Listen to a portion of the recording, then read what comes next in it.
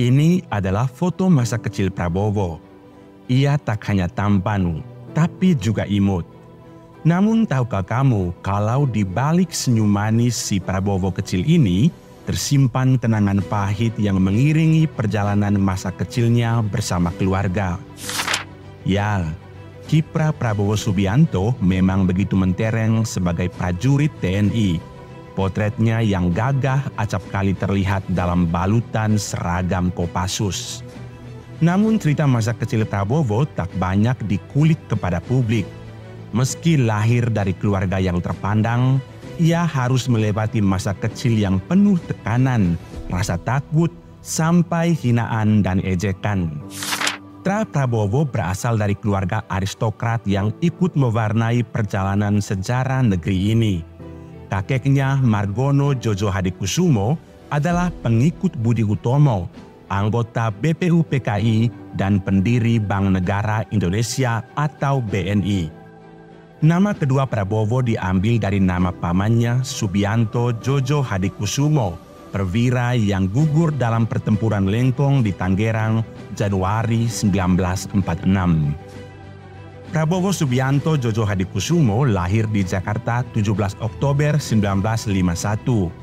Ia anak ketiga dari pasangan Sumitro Djojo Hadikusumo dengan Dora Sigar. Nama saudara-saudarinya antara lain Mariani, Bianti Ningsi, dan Hasim Djojo Hadikusumo. Prabowo bertumbuh sebagai anak Kebayoran yang tinggal di Jalan Singsinga Mangaraja ketika kawasan itu belum seramai dan semacet sekarang. Ayah Prabowo, Sumitro, juga bukan orang sembarangan. Sumitro merupakan guru besar bergelar profesor di Fakultas Ekonomi UI dan menjabat sebagai dekan di sana.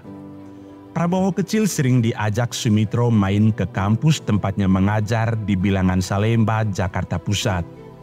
Di zaman Soekarno, Sumitro lebih dikenal sebagai politisi kawakan dari Partai Sosialis Indonesia atau PSI. Di tengah perjuangan politiknya, Sumitro memilih membelot bersama sejumlah panglima militer pembangkang dalam pemerintahan Revolusioner Republik Indonesia atau PRRI Permesta. Bergelut dalam gerakan yang menantang pemerintah menyebabkan Sumitro terpaksa melarikan diri dari Indonesia. Dilansir dari Historia, Sumitro hidup berpindah-pindah dari satu negara ke negara lain menghindari penangkapan. Di balik petualangan ini, ada istri dan anak-anak yang ikut kena imbas sepak terjang politik Sumitro. Pak Sumitro terus giat melanjutkan perjuangan sekaligus menghindari kemungkinan tertangkap oleh pihak Jakarta yang terus mengintai kemana keluarga ini pergi. Inilah mengapa keluarga Sumitro tak pernah menetap lebih dari 2 tahun di suatu negara. Usia Prabowo baru menginjak 5 tahun saat Sumitro memilih jalan terjal sebagai buronan negara. Selama masa pelarian ayahnya, Prabowo menginjakkan kaki di berbagai belahan dunia. Berturut-turut, Prabowo bermukim di Singapura selama 2 tahun, di Hong Kong setahun, di Malaysia 2 tahun, di Swiss 2 tahun, dan di Inggris selama 2 tahun. Ia mengikuti ayahnya yang berpindah-pindah dalam masa pengasingan. Tak heran sikapnya pun kebarat-baratan dan cenderung arogan. Demikian tulis Femi Adisumpeno dalam buku Prabowo dari Cijantung Bergerak ke Istana. Menurut Prabowo, dirinya kerap mengalami diskriminasi di negara-negara yang disinggahinya. Sedari kecil, dia terbiasa hidup dalam lingkungan minoritas.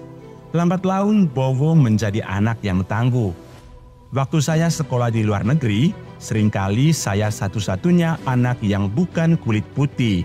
Bagi saya, itu adalah suatu pengalaman yang sangat mendidik, kenang Prabowo. Di sekolah saya juga sering dihina. Saya merasakan bagaimana hidup sebagai minoritas, ungkapnya. Singapura menjadi negeri asing pertama yang disinggahi Prabowo. Di kawasan Bukit Timah, keluarga Sumitro tinggal berdekatan bersama 10 keluarga pelarian PRRI Permesta yang lain. Keluarga Sumitro bermukim di Delgate Road. tak banyak cerita yang diperoleh dari Singapura. Sekira tahun 1959, Prabowo pindah ke Hong Kong. Tersebutlah nama Kolonel Jacob Frederick Varau yang berjasa mempersiapkan perpindahan ini. Varau adalah atasé militer Indonesia di Beijing yang juga menjabat sebagai wakil Perdana Menteri Permesta. Varau menyediakan flat berkamar 3 yang cukup besar untuk ditempati Sumitro bersama istri, anak perempuannya, dan juga Prabowo. Di Hong Kong, Prabowo senang main perang-perangan bersama anak sebayanya.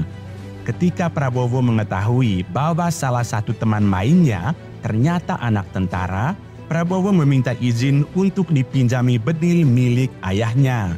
Menurut teman-temannya semasa di Hong Kong, Prabowo adalah anak yang pemberani dan cenderung cepat marah.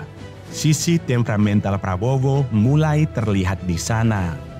Setahun kemudian, tepatnya tahun 1960, Prabowo pindah lagi ke Malaysia. Di sana, Bowo tinggal bersama keluarga di daerah Petaling Jaya, Kuala Lumpur. Sumitro membuka pabrik perakitan alat elektronik untuk menghidupi keluarganya. Sementara itu, Bowo kecil bersekolah di Victoria Institution, sekolah Inggris paling bergensi di Malaysia. Usianya saat itu masih menginjak 9 tahun. Saat itu hubungan Indonesia dengan Malaysia mulai memburuk. Bowo acap kali mendapat olok-olok dari teman sekolahnya yang berisi umpatan kepada Presiden Soekarno. Ledekan itu malah bikin Bowo jadi berang pada ayahnya. Bowo mempertanyakan alasan mengapa keluarganya memilih tinggal di Malaysia seraya melontarkan ultimatum. Saya tahu papi berseberangan dengan Soekarno, tapi saya tidak tahan. Semua meledek negara kita. Kalau sampai setahun lagi saya di sini, saya akan menjadi pro Soekarno. Demikian Bowo kepada Sumitro. Memasuki masa remaja, Prabowo hijrah ke Eropa. Dia dan keluarganya menetap di Swiss. Bowo bersekolah di International School yang terletak di Zurich. Sebagian besar yang bersekolah di sana adalah anak-anak dari Amerika. Hari pertama masuk sekolah, lagi-lagi Bowo dilecehkan. Sebagai anak baru, Prabowo memperkenalkan diri berasal dari Indonesia. Seseorang kemudian menanyakan dirinya apakah rakyat Indonesia masih tinggal di atas pohon. Pengalaman itu tak bisa dilupakan oleh Prabowo sampai kapanpun. Dari Swiss, Prabowo pindah lagi ke Inggris. Pada usianya yang ke-16, Prabowo menamatkan pendidikan bangku sekolah di American School London. Memasuki perguruan tinggi, Prabowo bahkan diterima sebagai mahasiswa di 3 universitas terkemuka di Amerika Serikat, salah satunya Colorado University. Secara inteligensi, Prabowo tergolong anak yang brilian. Kecerdasannya di atas rata-rata orang Indonesia saat itu. Itu tak mengherankan, sebab Prabowo mengenyam pendidikan di negara maju. Dari sisi mentalitas, wataknya cukup keras karena pengalaman bertahan hidup di negara asing sebagai minoritas. Sumitro kemudian menyarankan Prabowo untuk pulang ke Indonesia. Hal itu dimaksudkan agar Prabowo memperluas jaringan dan relasi serta pengalaman bergaul dengan sesama aktivis muda dari kalangan PSI. Tak disangka, pada akhirnya Prabowo memutuskan untuk menjadi prajurit TNI. Itulah kisah masa kecil Prabowo semasa menjadi buronan negara. Bisa jadi, watak dan kepribadiannya yang temperamen namun gigih dan pantang menyerah terbentuk oleh getirnya perjuangan masa kecil. Lantas, bagaimana menurut teman-teman? Silakan berbagi pendapat di kolom komentar.